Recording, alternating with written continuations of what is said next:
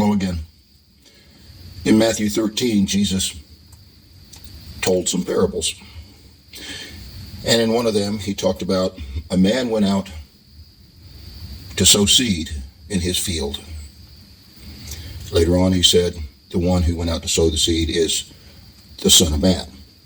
Him, Jesus. Now, we know this parable is the wheat and the tares.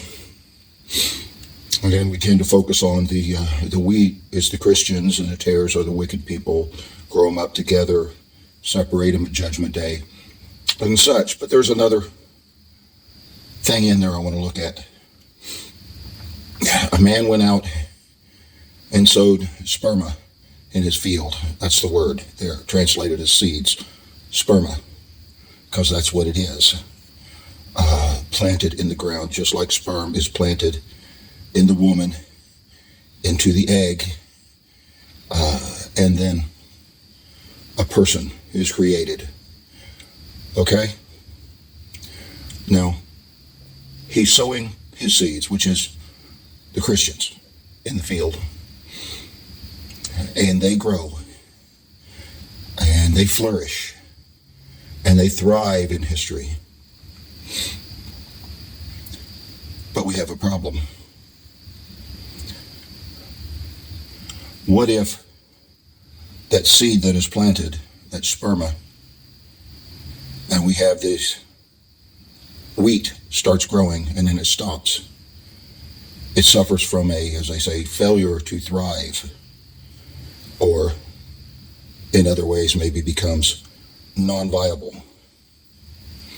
How would we notice that?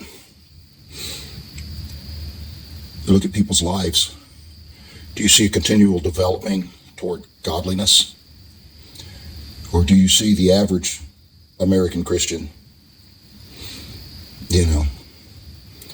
young lady, likes to go out partying with her girlfriends, usually doesn't have a count of the number of notches on her bedpost, probably has had an abortion or two. Nobody talks about that. It's accepted. Young men are basically the same way, getting drunk with their buddies all the time. If you met them at work, you would never guess that they were a Christian. There's nothing about their daily lives that even gives you that idea. You'd think they were tares, but they tell you, and they swear by it, that they are wheat. I'm sorry. The problem isn't with the seed. Something else has come in and interfered with this sperma taking root here and growing into what it is supposed to be. Something has interfered. Something that is quite common in our culture is getting in the way of this seed growing into what should be thriving wheat.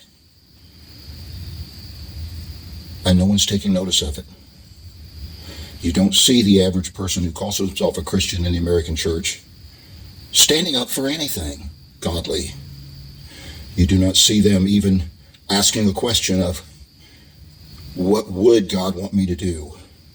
The average person, if they've got a question in their life, they know which side they want to choose, and they pray about it until they feel comfortable with the side that they already would rather have in the choice.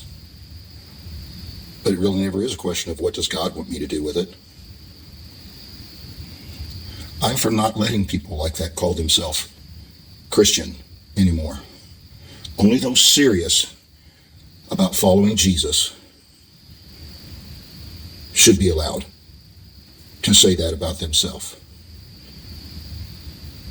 Because in the end, Jesus didn't get a vasectomy. The seeds he plants thrive because Jesus doesn't shoot blanks. Deep inside you